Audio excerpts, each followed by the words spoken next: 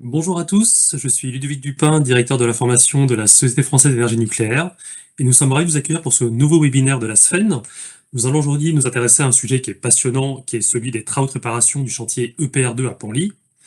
Pour en parler, nous avons la chance d'avoir avec nous Frédéric Aignon, qui est directeur du projet EPR2 de Panly d'EDF. Et nous aurons le regard de Éric Philippe, qui est le président de la section technique 9 de la SFEN, consacrée au génie civil et à l'architecture nucléaire, qui est également chef de service génie civil, géologie et géotechnique à la direction de l'ingénierie du CEA. Alors, au terme de l'introduction de Philippe et de la présentation de Frédéric, vous aurez l'opportunité de leur poser des questions. Pour cela, il faudra utiliser dans votre interface Teams le petit bouton Q et R qui est en haut de l'interface normalement.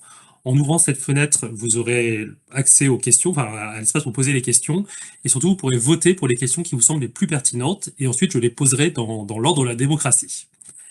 Voilà, je ne vais pas plus loin dans cette présentation technique, je commence par donner la parole à Eric pour une petite présentation, une petite introduction. Bonjour à tous, heureux d'être parmi vous pour ce premier webinaire SFEN de l'année 2026.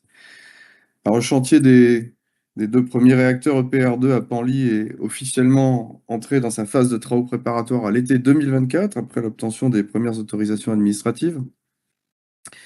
Depuis, le site connaît une montée en puissance progressive, avec déjà plus de 1000 femmes et hommes mobilisés. Ces premières étapes sont déterminantes pour la réussite du projet. L'aménagement du site, la préparation des infrastructures, l'organisation industrielle, la coordination des acteurs, elles conditionnent le bon déroulement des phases de construction à venir. Quels sont concrètement les travaux aujourd'hui engagés? Quels sont les défis techniques, logistiques et humains? Où en est le projet après plusieurs mois d'activité sur le terrain? Quelles sont les prochaines échéances? À l'occasion de ce webinaire, nous avons l'honneur de recevoir Frédéric Aignon, directeur du projet EPR2 de Panly, qui va nous présenter les enjeux de cette phase préparatoire. Et en entame de présentation, nous allons vous passer une vidéo du chantier. Je vous retrouverai ensuite pour la phase de questions. Merci et bon webinaire à tous.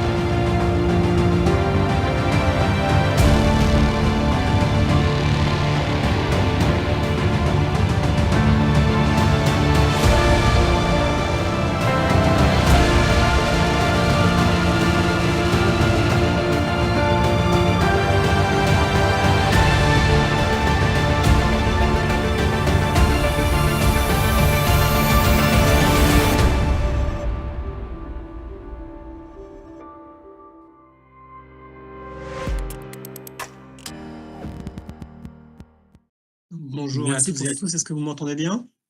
Très bien. Je vais prendre la main sur la présentation. Hop, partager ici. Je vais y arriver. Tac. Est-ce que vous voyez le diaporama? Pas encore, c'est bon, ça y est, C'est bon là? c'est bon. Parfait. Donc bonjour à toutes et à tous. Donc je suis Frédéric Agneau pour EDF, en charge du projet EPR2 Panly. Donc un petit rappel sur la frise que vous voyez à l'écran pour vous montrer un petit peu où on se trouve. Donc on est donc début 2026 dans les travaux préparatoires. Comme il a été rappelé en introduction, le site a officiellement ouvert mi-2024. Donc dans la flèche Permitting, la flèche orange qui est à gauche, le site a été ouvert lors de l'obtention d'autorisation environnementale, qui elle-même avait été demandée à peu près un an avant, en même temps que la demande d'autorisation de création. Donc d'un point de vue réglementaire, on a fait une double demande, autorisation environnementale et décret d'autorisation de création mi-23. L'autorisation environnementale est arrivée mi-24, ça nous a permis d'ouvrir le site et de commencer nos travaux préparatoires. Et bien sûr, on a un enjeu et une échéance très importante pour nous, qui est à la fin de l'année 2026, avec la délivrance de l'autorisation de création sur proposition de la SNR, qui proposera ça donc à son entité de tutelle et au gouvernement, qui lui-même devrait délivrer cette autorisation par décret. Et ensuite, on pourra rentrer dans la phase des travaux, on va dire, proprement dit, des travaux de construction des ouvrages nucléaires, qui vont passer bien sûr d'abord par une phase de génie civil, ensuite une phase de montage électromécanique, et ensuite les essais, qui sont des essais d'abord équipement ou capteur par capteur, et ensuite de proche en proche, on définit des bulles d'essai et on fait marcher, fonctionner plusieurs systèmes, plusieurs équipements en même temps, jusqu'à aller jusqu'aux essais d'ensemble, charger le combustible, et ensuite refaire les essais d'ensemble combustible chargé. Donc, et puis bien sûr, ces trois phases-là ne sont pas du tout en séquentiel pur, hein. Il y a bien sûr un peu de biseau entre la fin du génie civil et le début des montages électromécaniques, et ainsi qu'entre la phase de montage électromécanique et les essais qui viennent derrière. Donc, qu'est-ce qu'on fait en ce moment sur le site de Panly? Donc, vous avez déjà vu un petit peu sur le film globalement les activités. Si je refocus sur les trois éléments principaux. Premier élément, c'est on avait des blocs usines Panly 3-4. Panly 3-4 EPR2, c'est le 5e projet nucléaire à côté de Panly 1-2. Plusieurs projets ont été lancés, avortés, recommencés, avortés. Et donc globalement, quand on a ouvert le site à l'été 2024, on avait 2 empreintes des fondations de réacteurs N4 qui avaient été commencées dans les années 90, projet qui n'a pas été terminé. Les fondations avaient été faites, on avait coulé du béton ferraillé bien sûr. Ça avait globalement, c'est devenu des retenues d'eau pluviale, hein, c'était de l'eau douce, avec globalement l'installation d'espèces de batraciens dans tous ces ouvrages. Donc la première chose qu'on a faite à l'ouverture du site, c'était de vider l'eau et de commencer à démolir ces fondations des réacteurs N4 historiques pour globalement récupérer la place et mettre à niveau l'ensemble des terrains. Là, on va à terme construire les 2 EPR2 qui eux-mêmes sont un peu plus gros que des réacteurs N4, notamment en lien avec la technologie et le niveau de puissance qui est plus élevé. Donc, c'est du béton ferraillé qui a été démoli. Globalement, tout est fait, tout est fini. Les bétons qui ont été démolis sont servis de remblais et servent de remblais sur le site, et les fers à béton ont été récupérés et recyclés. Donc ça, c'est une grosse partie de l'activité en bas de site qu'on a faite au début de l'activité, notamment et en particulier au premier semestre 2025. Ensuite, comme vous l'avez vu sur le petit film, c'est un peu moins photogénique et visible, mais l'installation de la paroi étanche qui correspond à la photo de droite sur le slide, cette paroi étanche, elle est des deux côtés, c'est-à-dire côté mer et côté falaise. Elle a pour vocation de créer une paroi de l'ordre de 30 mètres de haut, en profondeur, donc 30 mètres dans le sol, pour globalement nous permettre de descendre les terrains sur le chantier et éviter des retours de nappe, et donc le fait que l'eau, côté mer ou côté falaise, remonte et inonde le site au moment des travaux. Donc c'est une activité extrêmement importante qui est derrière nous, mais qui justement est une activité strictement nécessaire pour faire des un chantier tel qu'un chantier de PR2, dont les salles les plus basses sont relativement bas dans le sol. Ensuite, l'élément le plus connu de ce qu'on fait sur le site de Penly 3-4, c'est le reprofilage de la falaise. Donc la falaise avait déjà été reprofilée en même temps que Penly 1-2, au moment où justement on pensait faire un Penly 3-4 assez rapidement derrière, soit un 1300, soit un N4. Mais la paroi, le reprofilage de la falaise n'est pas suffisant pour y caler deux EPR2 dont l'empreinte au sol est significativement plus grande qu'un 1300 ou un N4. Donc on doit gagner de la place à la fois côté falaise et côté mer. Et donc l'idée c'est que côté falaise, on reprofile un peu plus loin la falaise et la craie que l'on récupère, on s'en sert pour faire une extension en mer et augmenter la surface au sol en bas de site. Pas pour y construire les EPR2. Les EPR2 et l'empreinte au sol, elle sera uniquement sur les terrains historiques. Mais cette extension en mer, elle va nous servir à placer un ensemble de constructions qui seront nécessaires aux compagnons pour travailler, soit des zones de travail de préfabrication, soit un restaurant interentreprise, soit des bungalows de chantier qui servent pour faire des plans, travailler, avoir on va dire leur vie de chantier et pour globalement avoir plus de place et maximiser les flux et optimiser les flux sur le site, un des éléments qui, bien sûr, a pêché sur Flamanville 3, avec un site qui était relativement étriqué et qui a posé des problèmes en termes d'excellence opérationnelle et globalement d'efficacité opérationnelle du fait de l'exiguïté du site. Donc cette falaise, le reprofilage a commencé à l'automne 2024. Aujourd'hui, donc on est début 2026, on est globalement au début, un peu plus que la moitié du travail, et l'ensemble des activités globalement sera fini à la fin de cette année, où on aura reprofilé notre falaise là où on veut, et on aura mis les terrains, donc les craies qu'on aura excavées de la falaise sur l'extension en mer qui fait l'objet de la photo suivante. Voilà l'extension en mer. Donc c'est une extension qui fait globalement 20 hectares. Donc on fait une digue. Pour protéger cette extension, on commence par faire une digue. Cette digue, elle est faite avec de la craie de qualité maximale, c'est-à-dire avec une bonne blocométrie, pas une craie très friable, mais une craie qui est plutôt sous forme de blocs, comme des rochers. C'est la craie qu'on prend plutôt en bas, plutôt assez bas en profondeur. Plus on creuse, plus la craie est compacte et donc plus elle se met en bloc. Donc on fait ce qu'on appelle une digue en mer avec cette craie-là qu'on protège avec des enrochements. Les enrochements, c'est ceux que vous voyez de couleur grise sur la photo en haut à gauche. Ces enrochements, on en met 2 couches à minima avec des tailles de rochers différentes qui sont globalement en granit. Et ensuite, on vient caler des blocs cubiques rainurés, donc les BCR, blocs cubiques rainurés qui sont fabriqués sur site en béton, non armés. Et on en met 2 couches. Et ces deux couches qui sont calées sur un merlon de pied, donc vous voyez que globalement les blocs blancs sont calés sur une petite excroissance de rochers au sol côté mer, donc on les cale dessus. Et quand vous prenez la craie de blocométrie élevée, plus 2 couches d'enrochement, plus 2 couches de blocs cubiques rainurés, vous avez globalement une très bonne protection de la digue nouvellement créée contre les assauts de la mer et les tempêtes qui ne manqueront pas d'arriver et qui sont déjà arrivées d'ailleurs depuis qu'on a ouvert le site. Donc une fois qu'on a fait cette digue-là, bien sûr, une fois qu'on avance côté mer, on peut démonter la digue existante. On fait ça bien sûr en parallèle pour éviter d'avoir un site qui soit nu et qui soit non protégé des tempêtes. Et ensuite, on peut remplir le casier. Donc, on a 3 casiers pour faire nos 20 hectares. Et là, le remplissage, c'est du remblai assez classique, dont la qualité de craie peut être moindre que celle qu'on a mis sur la digue, qui nécessite une qualité de craie supérieure. Et donc pour ça, on a des engins assez massifs, hein, les 2 grues, la grue rouge que vous voyez de Vantunen. Vantunen, c'est un sous-traitant d'Eiffage qui est titulaire du contrat de génie civil principal sur le site de Penly. Et Vantunen, c'est une entreprise qui est néerlandaise. Hein. Les Néerlandais, du fait du Pays-Bas, sont très à la pointe de la création de ces digues.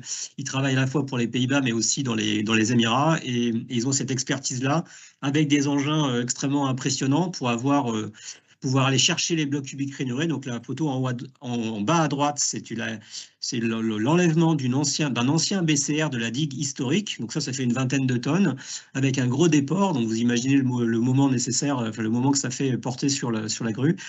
Mais donc on a des engins lourds comme ça pour aller à la fois chercher les anciens blocs et mettre les nouveaux assez loin et mettre en place notre digue progressivement.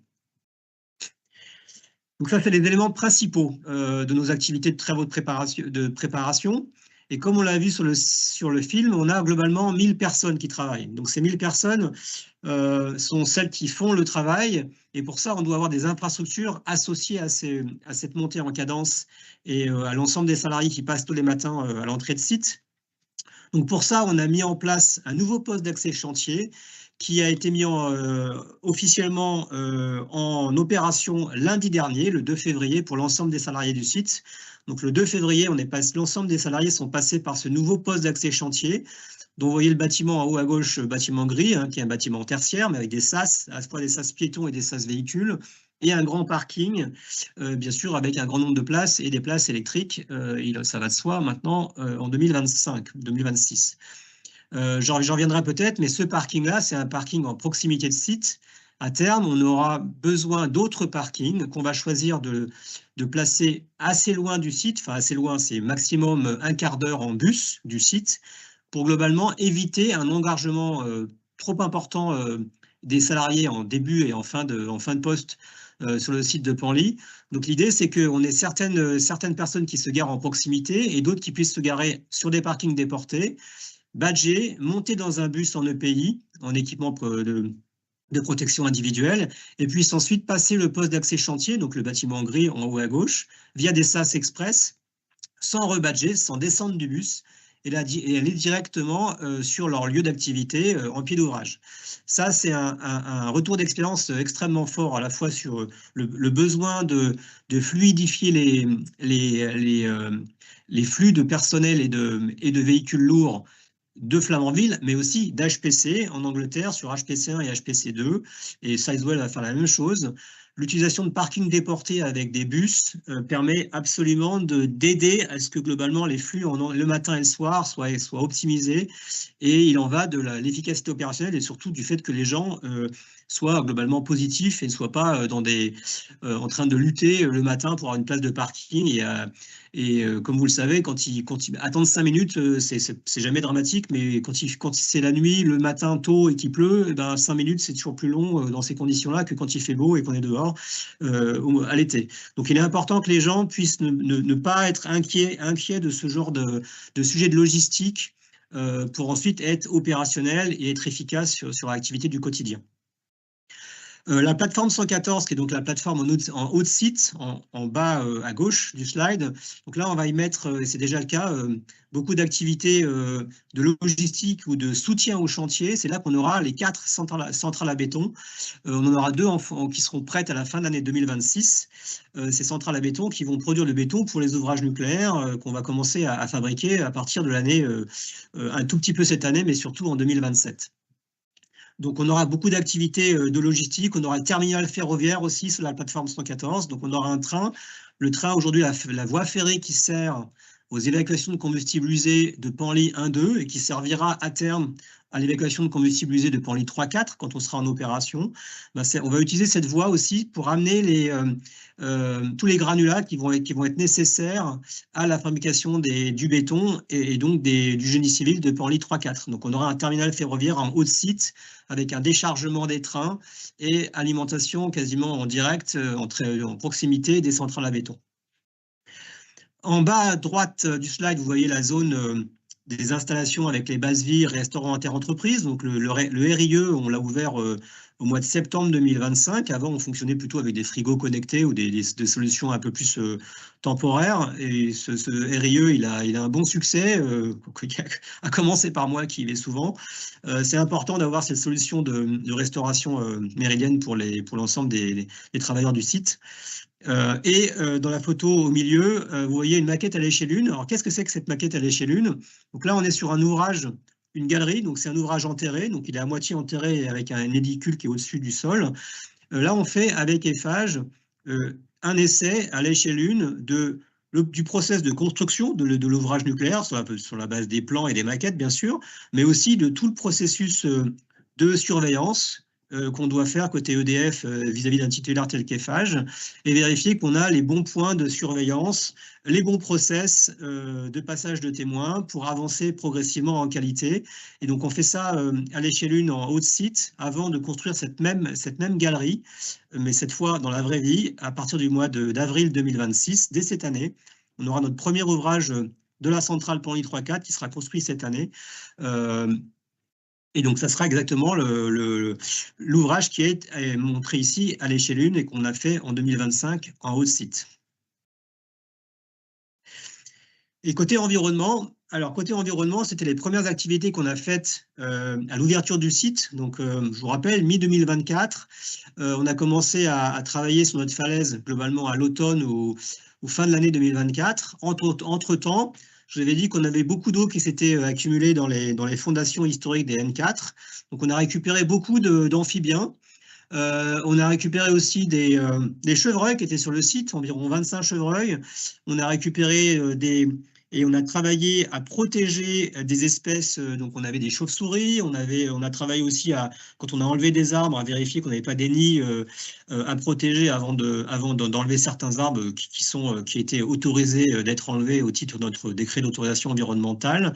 Donc, on a eu beaucoup d'activités de préparation et de préservation de la faune et de la flore entre l'été 24 et la fin de l'année 2024. Donc, l'accord qu'on a eu au titre du décret d'autorisation environnementale, c'est de définir ce qu'on appelle des sites de compensation.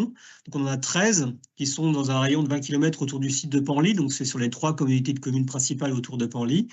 Et ces sites de compensation, en fonction de leur nature et de ce qu'on a décidé avec le territoire d'en faire, c'est-à-dire est-ce qu'on crée une mare, est-ce qu'on crée une zone de pâturage, est-ce qu'on crée une zone humide qui ne soit pas vraiment une mare. Et donc, en fonction de la nature de ces sites de compensation, on a globalement pris notre faune et certains animaux qu'on a déportés de notre site vers ces zones de compensation, bien sûr sans les tuer. C'était pas du tout l'idée. Et ensuite, on s'engage, au titre de notre décret d'autorisation environnementale, de faire un suivi sur 80 ans de ce site de compensation. Donc, c'est un engagement fort hein, qui tient à cœur aussi les plus jeunes d'entre nous. Hein. Quand je suis en réunion publique, et notamment en réunion Klein, Paluel, Penly, j'ai beaucoup de questions sur ce qui a été fait sur l'environnement et c'est important d'insister sur cet élément-là sur nos sites de compensation dont la surface, c'est écrit sur le slide, fait environ 70 hectares. Donc on a dans tous les cas une approche qui est marquée à gauche, hein, évitement, réduction, compensation, accompagnement, suivi. Donc l'idée c'est d'éviter d'impacter l'environnement si on peut. Si on ne peut pas éviter, on réduit l'impact et ensuite on compense. Et sur la durée, on accompagne et on fait un suivi et bien sûr, on en rend compte au service de la préfecture de Seine-Maritime qui, bien sûr, a des services compétents sur le sujet. Et si on regarde dans le détail, voilà des exemples hein, de mesures d'évitement, de réduction, d'accompagnement sur site. Donc, je vous avais parlé des 1200 amphibiens hein, qui étaient sur les anciennes fondations, donc dans l'eau pluviale qui s'était accumulée dans les fondations des N4. Donc, on a récupéré 1200 avant de vider cette eau et quand on a vidé, on l'a traité avant de l'envoyer côté mer hein, à la fin de l'année 2024. Donc, 1200 amphibiens, hein, c'est pas rien. 60, on a récupéré donc des chiroptères, donc des chauves-souris, des espèces floristiques. Donc, il y a notamment une orchidée qui s'appelle l'Ophrys bourdon qu'on a déplacée sur le site ou hors du site en fonction des cas. Et on a même créé des andins ou des pierriers. Alors, un pierrier, ça vous connaissez, je pense. Un andin, c'est moins connu, c'est plutôt un assemblage de branchages qui deviennent ensuite des habitats pour des petits mammifères qui sont sur le site. Et donc, globalement, quand on a créé ces andins et ces pierriers, ils sont là pour durer et dans des zones de préservation de l'environnement. Donc, on a des zones forestières sur le site qu'on ne touchera pas et on laissera la faune et la flore se développer dans ces zones. Bien sûr, une fois qu'on a enlevé l'ensemble de nos chevreuils pour éviter tout risque d'avoir des heurts et des accidents avec les engins qui ne manquent pas de se promener sur le site. Donc voilà, ces éléments de réduction de l'impact environnemental sont partie prenante de nos travaux de préparation de site Ça a été fait essentiellement en 2024, mais maintenant on est plutôt en phase de suivi de nos 13 surfaces, de 13 zones de compensation. Voilà, je pense qu'on a fait le tour des slides et maintenant je vous propose de répondre à l'ensemble de vos questions. Merci Frédéric. Merci. Eric, peut-être pour une petite Ouais, conclusion. merci Frédéric donc pour cette présentation, hein. Ça nous donne une idée de l'ampleur du chantier et déjà dans cette phase de travaux préparatoires. Et donc, je vais laisser la parole à Ludovic pour nous faire part des questions qui ont été posées par les participants.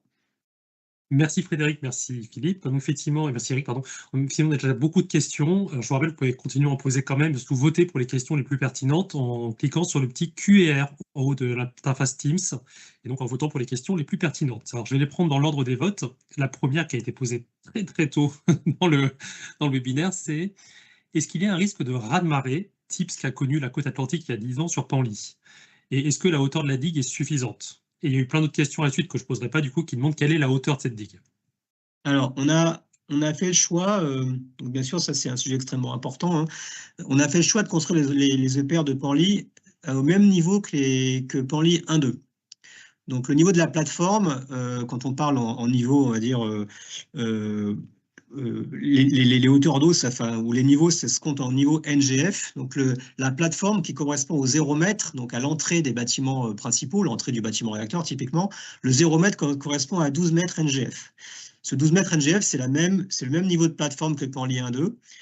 Et globalement, on a bien sûr des requis, et notamment des documents prescriptifs qui viennent de l'ASN, le guide 13 notamment. Ce guide 13, il nous dit comment placer une plateforme de centrale nucléaire en 2023 ou 2024, quand on a, ou même avant, mais en prenant bien sûr en compte les risques de marée, de tempête et l'élévation du niveau de la mer qui ne va pas manquer d'arriver du fait du réchauffement climatique.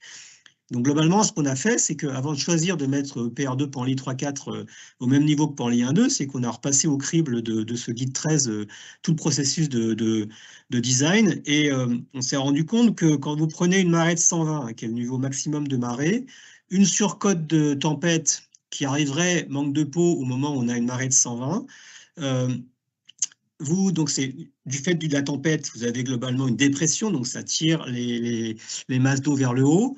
Vous récupérez, vous ajoutez bien sûr des mètres de vagues sur cette surcote, on va dire, classique liée à la dépression.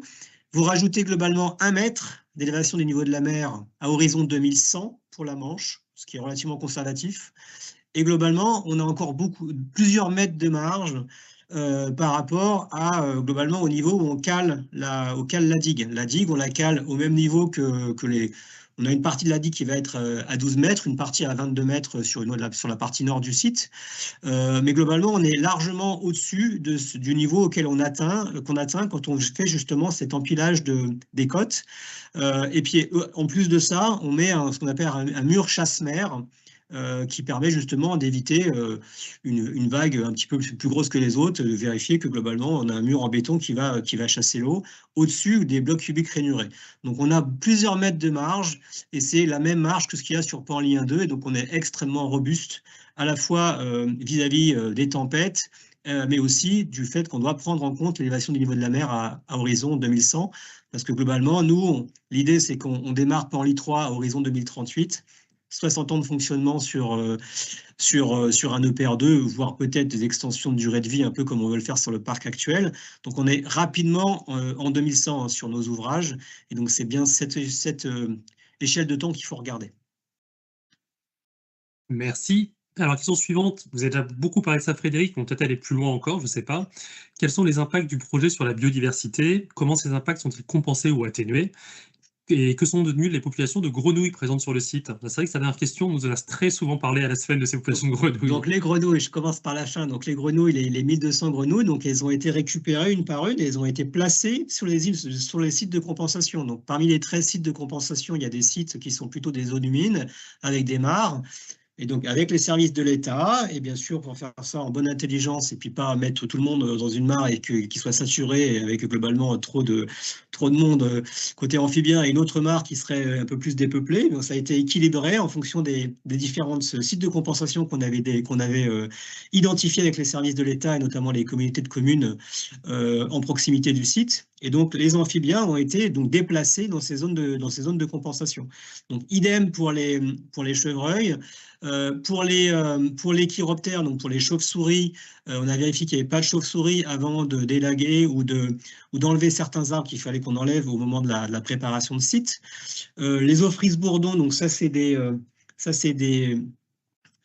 orchidées. Certaines ont été déplacées dans ces sites de compensation, d'autres ont été juste déplacées sur le site dans des zones où globalement on les a replantées et sur des zones où on n'allait bien sûr pas toucher aux forêts ou à des zones plutôt enfin pas de pâturage, mais des zones plutôt herbeuses. Donc voilà, ça c'est des types d'exemples de choses qui ont été faites entre mi-24 et fin 24. Et encore une fois, j'insiste sur le côté suivi. Aujourd'hui, on a des équipes enviro qui sont là pour faire un suivi à maille relativement fréquente, et ça c'est en lien avec notre engagement et puis les comptes qu'on doit rendre de manière complètement légitime au service de l'État et de la préfecture, rendre compte de la bonne prise en compte, enfin du bon suivi de la faune et de la flore sur nos sites de compensation.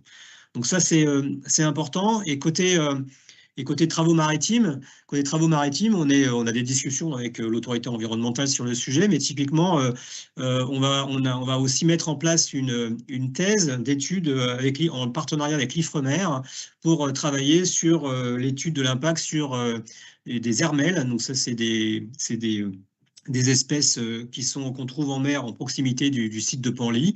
Donc ça aussi, c'est une chose qu'on s'est engagé à faire et qui est lancée en ce moment même au titre de notre décret d'autorisation environnementale et des mesures compensatoires. C'est très clair. On revient à une question beaucoup plus industrielle. Quel est l'impact sur le projet de changer d'entreprise de travaux? Les retours d'expérience de Bouygues sur HPC Flamanville ne manquent-ils pas à Eiffage? Alors ça c'est une bonne question. Donc le fait que le choix d'Eiffage comme titulaire du contrat de génie civil principal, il a été fait il y a quelques années, avant même que j'arrive sur le chantier. Donc il y avait des éléments technico-économiques derrière ce choix. Ce qui est important, c'est qu'en effet, on puisse faire bénéficier, et ça passe par nous. Et puis Bouygues n'est pas complètement éloigné de notre projet, parce que globalement, on a des sites derrière qui vont arriver avec Gravelines et Bugey. Faire passer le retour d'expérience d'Eiffage, enfin plutôt de Bouygues, qu'on a eu sur Flamanville, Bouygues travaille sur HPC en partenariat avec un génie civiliste anglais. Donc on y arrive à faire bénéficier EPR2 de ce qui s'est passé, ou des difficultés ou des bonnes pratiques qui ont été mises en place par Bouygues sur les chantiers précédents. Donc ça, c'est un élément important. Maintenant, ce qui est devant nous, c'est d'arriver à trouver la martingale pour globalement arriver à bien mettre en place le schéma industriel de maximisation de la réplication d'un site sur l'autre. Donc encore une fois, ce qui est important, c'est, moi je suis en responsable de Penly 3-4, mais on a cet enjeu extrêmement fort de répliquer la conception, les méthodes de construction notamment, pour que Gravelines et Bugey se passent bien, encore même beaucoup mieux que ce qui va se passer à Penly. Penly, c'est une forme de premier de série, hein, faut pas se leurrer. Donc j'aurai des éléments et des aléas qui vont arriver à Penly, qui doivent être évités sur Gravelines et Bugey. Et donc globalement, c'est cette réplication à la fois de la conception, mais aussi des méthodes de construction, que ce soit côté génie civil ou côté montage électromécanique. L'aspect montage industriel est extrêmement important. Et c'est en cours de finalisation au sein d'EDF, pour que globalement on maximise la réplication à Gravelines et Bugey. Et encore une fois, pour quel but? C'est qu'on construise de plus en plus vite. Le changement de PDG, la tête d'EDF, quand Bernard Fontana a remplacé Luc Rémont, et il n'y a pas eu de changement de discours sur le sujet. Notre ambition, c'est d'arriver à descendre autour de 70 mois de construction, notamment pour Bugey et pour l'extension, donc l'extension qu'on appelle de nos voeux, qui serait des réacteurs après Bugey, et arriver à avoir une asymptote optimisée de construction en 70 mois, quand on compte à part du premier béton du radier nucléaire jusqu'à la mise en service industriel. On reste un peu dans le même sujet, mais quel est le coût de ces travaux préparatoires avant le premier béton nucléaire, et quelles sont les innovations apportées par Eiffage? Alors, je ne rentrerai pas dans le détail des coûts des travaux préparatoires, parce que le modèle économique de l'offre qui a été remise par EDF à l'État à la fin du mois de décembre 2025, et qui fait l'objet de l'audit par les services de l'État, un audit légitime, et ensuite on aura, normalement, si tout se passe bien, à la fois le décret d'autorisation de création par l'autorité de sûreté nucléaire, donc un go réglementaire, et puis un go sur l'investissement, décision d'investissement à prendre par EDF. On ne sépare pas le coût X d'un bout d'un réacteur. En gros, on raisonne palier. C'est important de raisonner palier. Donc, c'est une des difficultés qu'on a eues sur Flamanville. Flamanville 3, hein, bien sûr, c'est un EPR première génération qui est unique. Donc, il n'y a pas d'effet de palier sur Flamanville 3. Tout le modèle économique et globalement l'intérêt de l'investissement pour 6 réacteurs, voire 14 EPR2, ça n'a d'intérêt que si on regarde l'ensemble des 6 plus 8 derrière, et pas uniquement Panly 3 ou Panly 4 ou un bout de Panly 3. Donc bien sûr, c'est des travaux qui sont importants, qui coûtent, ça se chiffre en millions d'euros. Il y a pas, enfin, c'est pas un scoop que de dire ça. Par contre, je ne rentrerai pas dans le détail de quel est globalement en X millions d'euros de la partie qui correspond aux travaux préparatoires. Et encore une fois, en plus, il ne faut pas s'attendre à ce que quand on aura le décret d'autorisation de création, si on l'a à la fin de l'année 2026, c'est ce qu'on souhaite bien sûr côté EDF, il n'y aura pas un grand soir, c'est-à-dire c'est pas le lendemain, donc si je caricature, entre le 31 décembre 2026 et le 1er janvier 2027, il n'y a pas un grand soir où globalement on va complètement changer d'envergure et on va complètement changer d'activité. On aura encore des travaux qu'on appelle des travaux préparatoires début 2027. Par contre, on commence à se rapprocher de la phase de génie civil de certains bâtiments qui sont un peu plus significatifs que d'autres. Notamment, on commencera par la station de pompage.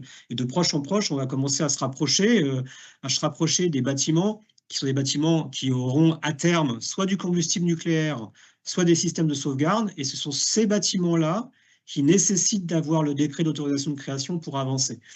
Mais globalement, on aura un continuum d'activité et il n'y aura pas un changement d'envergure ou un changement total, drastique d'activité entre la veille du DAC et le lendemain du DAC.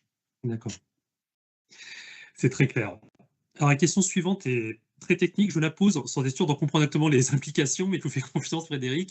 Les granulats utilisés pour les tripodes et les premiers réacteurs seront-elles aussi utilisés pour les bâtiments réacteurs des EPR2? Non. Ah. La réponse est non.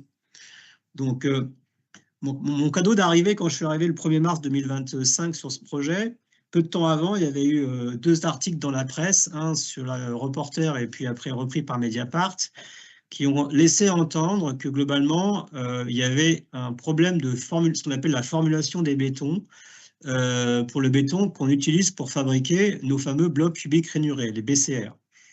Donc, il n'y a pas de problème de formulation de béton. Il n'y a pas de non-conformité. Et on était tout à fait à l'aise avec ça. Je dis ça avec beaucoup d'aplomb. Et l'autorité de sûreté nucléaire l'a confirmé de son côté. Et on était en lien avec l'autorité de sûreté nucléaire sur le sujet. Premier point. Et deuxième point, cette formulation béton, ou ce que laissaient entendre les articles en question, c'était de dire « Ah, vous n'avez pas le bon taux de silex, monsieur EDF, donc vous faites n'importe quoi, et vous avez globalement du béton de mauvaise qualité, et ça promet pour la suite. » Donc, globalement, les caractéristiques mécaniques des bétons nécessitent plusieurs types de critères dans le béton. Le silex est un de ces critères, mais pas uniquement ce critère-là. Il faut lier le critère en silex au critère d'alcalin, et quand on fait la combinaison des deux, le béton qu'on utilise pour ces fameux blocs cubiques rainurés est conforme. Regardez, le silex n'est pas suffisant pour dire si c'est OK ou pas OK. Et globalement, il y a un raccourci de fait dans les articles en question, globalement, il y a 10 mois de ça. Ça, c'est pour les blocs cubiques rainurés. Après, il est évident que l'effort mécanique que doit tenir le béton entre je suis un tripode, donc là je suis un bloc cubique rainuré, parce qu'on ne parle pas de tripode, ce n'est pas tout à fait la même forme, mais peu importe, j'ai compris la question. L'effort mécanique que voit un bloc cubique rainuré sur une digue versus l'effort mécanique qui est le requis d'un béton nucléaire sur le bâtiment réacteur, le bâtiment des auxiliaires de sauvegarde ou le bâtiment combustible, ça n'a strictement rien à voir. Donc on aura une formulation béton très différente quand on en sera on l'a défini en ce moment, pour fabriquer ensuite les ouvrages nucléaires, et ce ne sera pas du tout le même béton que celui qu'on met pour les fameux blocs cubiques rainurés de la digue. Ok, très clair. On est plus sur une question organisationnelle, là pour le coup. Disposez-vous de statistiques concernant le nombre d'entreprises actuellement actives sur le site et quelle est la part des entreprises locales? Alors, je dirais que c'est plusieurs dizaines d'entreprises sur le site aujourd'hui. Bon, il y a Eiffage qui est bien sûr le titulaire de contrat majeur, hein,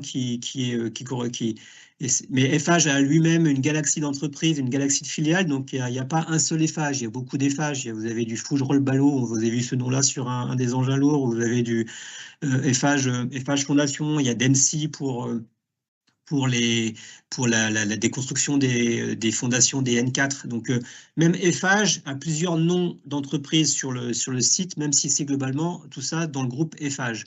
Après, il y a d'autres entreprises de travaux de BTP pour d'autres activités, des voiries, la construction des parkings, la mise en place des bases vie. On a des entreprises de génie électrique pour les infrastructures de site, notamment la mise en place d'un poste électrique avec un transfo 90-20 kV. Ça, c'est des entreprises d'électricité qui font ça. Donc, on compte déjà en plusieurs dizaines d'entreprises, mais pas toujours à l'instant T, parce que certaines finissent leurs prestations, vont en reprendre une autre plus tard.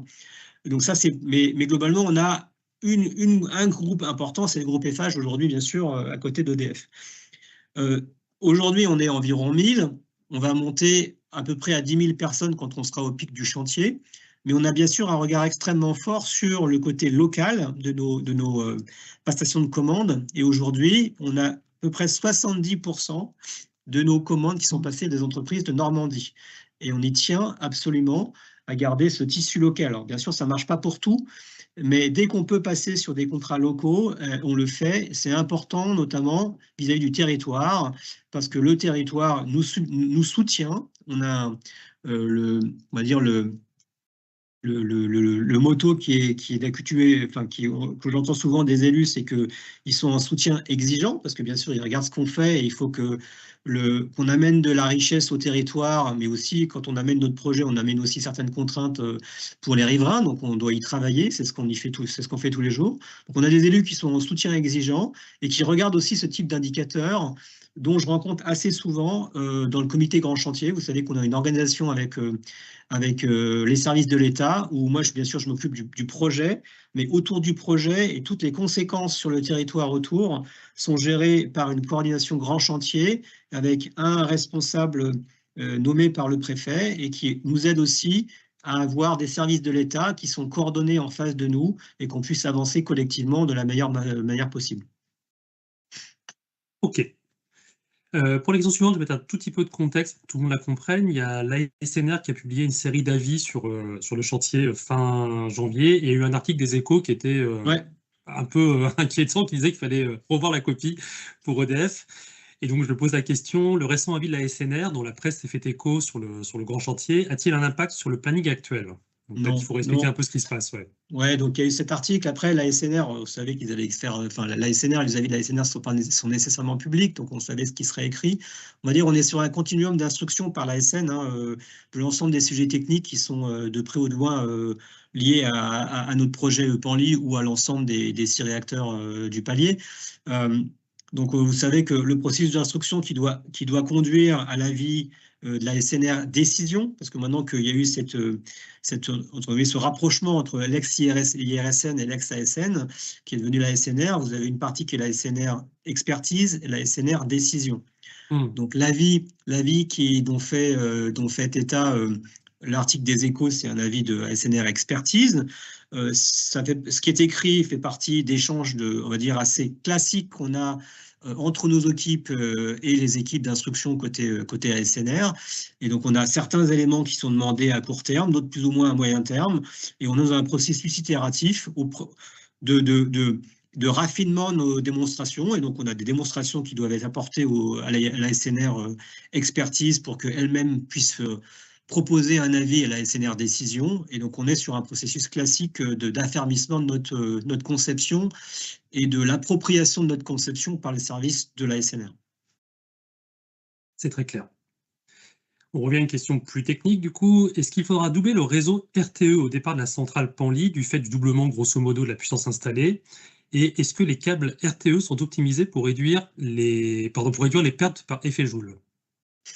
Oula, alors là, je ne suis pas tout à fait dans ma zone de confort, mais ce que je peux vous dire, c'est que bien sûr, on aura une plateforme d'évacuation d'énergie pour chacun des deux réacteurs EPR2, pour l'I3 et pour l'I4. Donc, on aura des pylônes 400 000 volts qui vont, dont d'ailleurs un ou deux ont déjà été mis en place par RTE. RTE a des zones dont ils sont responsables à la fois sur le foncier et sur la mise en place de leurs pylônes. Et bien sûr, ces pylônes avec les lignes 400 kV seront placés au moment où on en aura besoin. Alors, je ne connais pas le planning précis pour ça. Mais donc, vous avez bien deux lignes qui partent de Panly 1 et 2, et on aura deux lignes qui partent pour Panly 3, 4. Et alors après, le cheminement, je ne le connais pas très bien, mais tout ça, c'est déjà prévu.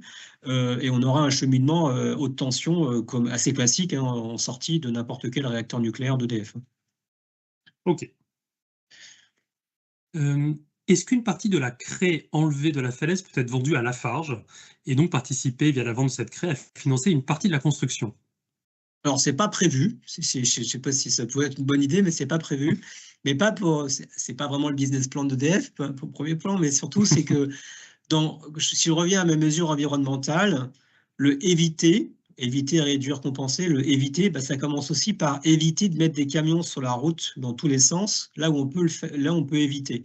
Et donc, en fait, le fait qu'on utilise la craie, qu'on extrait de la falaise pour la mettre en mer et faire une extension en mer qui va elle-même contribuer à l'efficacité opérationnelle du site, quand il sera globalement au pic de son activité, qu'on aura 10 000 personnes, il faut que ces 10 000 personnes puissent être efficaces, il n'y ait pas de problème de flux, de goulot d'étranglement à différents endroits du site. Cette plateforme de 20 hectares en mer va nous aider à ça. Donc globalement, l'idée, c'est d'utiliser la craie in situ sur le site au service de l'excellence opérationnelle et de la performance du site de demain, et aussi éviter d'avoir globalement des camions dans tous les sens qui sortent du site pour ensuite aller utiliser cette craie, soit la mettre chez Lafarge ou soit la stocker ailleurs. Donc globalement, c'était vraiment une idée de travailler en cycle fermé, et c'est d'ailleurs comme ça que ça a été fait aussi à l'époque pour Panly 1-2, parce que Panly 1-2, et même le premier reprofilage de falaise pour Panly 3-4 a contribué aussi à enlever de la craie de la falaise et la réutiliser sur site pour globalement aplanir et créer des surfaces supplémentaires. Donc on n'a pas vraiment changé d'approche et ça permet d'éviter des nuisances pour les riverains. C'est très clair. Question suivante, alors, je ne sais pas si c'est dans votre zone, Frédéric, mais elle est intéressante. Quelles normes absentes ou insuffisamment couvertes par la loi d'accélération du nucléaire vous semble nécessaire, vous semble nécessiter une révision ou un approfondissement? Moi, j'ai pas de réponse simple à ça. Moi, ce que je vois, c'est que la loi d'accélération nucléaire elle permet de faire ce que je suis en train de faire dans mon projet. C'est-à-dire, on n'aurait pas eu ça, on n'aurait pas eu ce départ en deux étapes, avec d'abord les travaux préparatoires, puis le DAC. Donc, je ne dis pas qu'il n'y a pas des mesures de simplification qu'on ne peut pas essayer de discuter avec les services de l'État, avec l'ASN, pour que globalement, chacun dans son rôle, on puisse aider à ce que les projets se passent du mieux possible et le plus simplement possible, pour éviter d'avoir des couches de réglementation trop importantes. Mais globalement, la loi d'accélération nucléaire, elle m'a permis d'ouvrir le site, enfin c'est pas moi, c'était mon prédécesseur qui l'a ouvert à l'été 2024. Et globalement, tout ce qu'on fait aujourd'hui, c'est une conséquence de cette loi qui nous permet de travailler d'abord avec l'autorisation environnementale, puis le décret d'autorisation de création qu'on attend à la fin de l'année 2026. Donc moi, j'y vois vraiment un énorme avantage, c'est qu'on veut faire un départ lancé qu'on n'a pas pu faire sur les projets précédents, et notamment sur Flamanville 3. Donc ce départ lancé, si tout se passe bien, encore une fois, entre le 31 décembre 26 et le 1er janvier 27, il y aura un continuum d'activités. Et globalement, on sera passé de manière assez naturelle et presque discrète de travaux préparatoires à maintenant le projet est lancé, on peut y aller. Mais globalement, on continuera à bosser et à préparer notre site et à commencer à se préparer au premier ouvrage de génie civil. Comme j'ai dit dans ma présentation, une maquette à l'échelle 1 qu'on a faite cette année, enfin plutôt en 25, qu'on va construire en vrai, mais pas une maquette, dès cette année en 26. Et les premiers ouvrages un peu visibles et significatifs, ce sera surtout en 27 avec tout ce qui est canal d'amener et ouvrage de la source froide. Mais globalement, cette loi d'accélération nucléaire nous permet ça et c'est très bien. C'est une très bonne image, cette image de départ lancé, effectivement, c'est bien expliqué. Quelles sont les caractéristiques sismiques du site? On sait que la protection contre le séisme est très importante dans le nucléaire. Donc, quelles sont les caractéristiques du site? Voilà, je ne rentrerai pas dans les détails parce que je ne suis pas en zone de confort, mais on a globalement un site qui est pas très sismique, mais l'ensemble des ouvrages, bien sûr, ont été calculés. Enfin, tout ça est très codifié et très normé, avec à la fois avec les documents qui s'imposent à nous, qui viennent de l'Autorité de sûreté nucléaire française. Donc, on a un site, on doit déconcevoir nos ouvrages de manière, on va dire, en mode palier, notamment avec un îlot nucléaire qui doit être le même, absolument le même, entre Penly, Gravelines et Bugey. Donc on prend bien sûr des marges pour pouvoir avoir le maximum de réplication de ces ouvrages. Si on peut répliquer aussi, indépendamment du site et du niveau de séisme qui va être différent entre Penly, Gravelines et Bugey, si on peut répliquer aussi une partie de la source froide ou du CI-BOB, donc du lieu conventionnel, on va le faire, hein, indépendamment du fait qu'on a un site bord de rivière et bord de mer là, qui va nécessairement conduire à des modifications. Donc c'est l'approche palier et vise à... C'est ce qu'on a fait dans le passé, hein, c'est ce que nos prédécesseurs ont fait pour les 900, les 1300, les N4, c'est arriver à avoir une approche où globalement on a une très grosse partie de l'activité de conception qui est faite une bonne fois pour toutes et qui s'applique à tous les sites qu'on a dans le radar. Et c'est ça qu'on fait. Et je vous rappelle que dans le DAC, le décret d'autorisation de création qu'on aura à la fin de l'année, si tout se passe bien par l'autorité de sûreté nucléaire, c'est le DAC de Penly dont on parle. Mais ce DAC de Penly, il a une énorme partie qui est une partie générique, qui sera, donc, quand on aura eu un go de l'autorité de sûreté nucléaire sur le DAC de Penly, toute la partie générique sera déjà tamponnée par l'autorité de sûreté nucléaire française pour Gravelines et pour Bugey. Et ce sera uniquement la partie spécifique de Gravelines qui sera l'objet du DAC de Gravelines et idem pour Bugey derrière. Donc, indépendamment du niveau de séisme, il faut avoir en tête on prend des éléments exogènes, séisme, conditions climatiques, dans la conception de nos ouvrages pour que ça s'applique de manière uniforme et de manière identique sur l'ensemble des sites des EPR2, sans quoi on perdrait l'approche palier. Et encore une fois, c'est le palier qui va faire l'efficacité économique du projet ou du programme. Peut-être juste pour compléter, pour leur répondre à la question, enfin, c'est en zone, donc Penly est en zone 1 dans le zonage sismique de la France, donc c'est un zonage, c'est la zone de sismicité très faible, c'est la zone la plus faible en France, qui en comporte 4 en France métropolitaine et 5 sur le territoire français. Voilà. Merci. Merci Eric. Alors, question suivante, on ne doute pas de la réponse, mais est-ce que la SNR effectue des contrôles durant cette phase? Et est-ce que les contrôles peuvent entraîner des retards? Alors oui, elle fait des contrôles. Alors elle sera beaucoup plus présente post-DAC qu'elle n'est aujourd'hui, mais on la voit déjà, on est déjà en lien avec les services de l'ASN de Caen, hein, on dépend de l'ASN de Caen d'un point de vue territorial. Et notamment parce que globalement, ce que l'ASN vient faire, et quand ils viennent voir comment on s'organise, comment on se prépare, et on a des activités, notamment quand on fait une digue, la digue, c'est un ouvrage qui va permettre de lutter contre des agressions. L'agression côté mer, donc protection de la plateforme où seront construits à terme les réacteurs EPR2. Donc la façon dont on fait cette digue, on doit en rendre compte à l'autorité de sûreté nucléaire, même si le décret d'autorisation de création n'est pas là. Donc on a une ASNR qui est présente, on interagit avec elle. Je vous rappelle le fait qu'on était déjà en interaction avec elle lorsqu'on a eu les échanges et notamment les articles de presse sur la qualité des bétons pour les blocs cubiques rainurés, donc au moment du février-mars 2025. La SN était bien sûr avec nous. Elle est moins présente qu'elle ne sera à partir de l'année prochaine, où là, globalement, ce sera notre instance privilégiée de discussion. Mais elle est déjà là. Quels sont les défis que vous avez rencontrés jusqu'ici et que vous n'aviez pas anticipés? Alors, je vais répondre par une pirouette. C'est plutôt ce que je fais là, les travaux préparatoires, c'est en toute humilité pour que si tout se passe bien, enfin si on fait ça bien, l'exécution de chantier plus tard, quand on sera dans la vraie phase de construction, se déroule bien. Donc, ce n'est pas uniquement du politiquement correct de dire qu'il faut travailler pour l'excellence opérationnelle, le fameux temps métal dont Bernard Fontana parle souvent. En fait, c'est ça qu'on fait, c'est ça qu'on prépare. Donc, quand on dit on prépare un site, on prépare à la fois les surfaces, l'emplacement d'éléments qui vont être strictement nécessaires pour construire, les centrales à béton, les zones de préfabrication, que ce soit pour le génie civil ou à terme pour le montage électroméca, préparer les zones de vie pour les compagnons qui seront sur le site, pour qu'ils vivent, pour qu'ils changent, pour qu'ils mangent, préparer les parkings aux alentours, préparer les ronds-points, les routes avec les services de l'État, doubler des routes, doubler des ronds-points, parce qu'on a fait des mesures et on a fait des études on a fait des études pour dire, OK, combien on aura de véhiculeurs à tel ou tel moment dans les années à venir. Donc, qu'est-ce qu'il faut comme infrastructure routière pour que ça fonctionne, pour qu'on arrive à répondre aux chantiers en limitant l'impact pour les riverains. Donc, tout ça, c'est ce qu'on fait en ce moment. Quand j'ai dit qu'on a ouvert le poste d'accès chantier, le nouveau, le 2 février, donc lundi il y a 2 jours, c'est pas que le poste d'accès chantier, c'est qu'en même temps, on a doublé 2 ronds-points en entrée de site, on a doublé une route, il y a une autre route qui va être doublée un peu plus tard.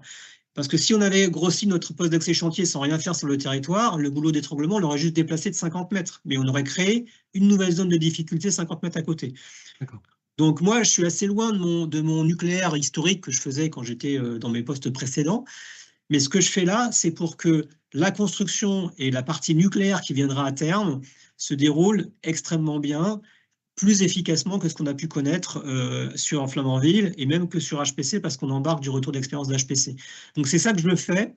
Donc j'ai pas d'éléments extrêmement inattendus. Mais globalement, c'est plutôt la nature de mon job. La nature de mon job, c'est de préparer un site, de préparer un territoire, alors qu'avant, j'étais plutôt en phase de réalisation quand j'étais sur mes projets précédents. Merci Frédéric. Il nous reste moins d'1 minute sur le webinaire et énormément de questions, beaucoup organisationnelles d'ailleurs qui sont intéressantes. Peut-être qu'on pourrait y revenir une autre fois dans un autre webinaire, mais là on va devoir s'arrêter. Avant que je conclue, peut-être Eric, est-ce que tu veux faire un petit commentaire sur ce passionnant webinaire? Simplement pour remercier Frédéric pour la présentation d'abord, la clarté de ses réponses, et puis nous faire un petit peu rêver, hein, parce que des chantiers comme ça, alors moi j'ai fait quelques chantiers par le passé, mais loin de cette ampleur-là, et ça me fait toujours rêver de voir ces images-là et des chantiers de cette ampleur avec les moyens et l'organisation qui sont mis en place. Donc merci beaucoup pour la présentation, et puis je pense qu'on aura d'autres occasions de parler de ce projet dans les mois, années à venir. Voilà, tout ce que j'avais à dire. Merci Eric. Merci encore une fois Frédéric. Je vous rappelle que ce webinaire sera mis en ligne sur le site YouTube de la SFEN d'ici quelques jours. Et on sera ravis de suivre l'évolution du chantier avec d'autres belles vidéos comme ça. Entendu. Merci à tous. Au revoir à tous, merci. Au revoir, merci. Au revoir.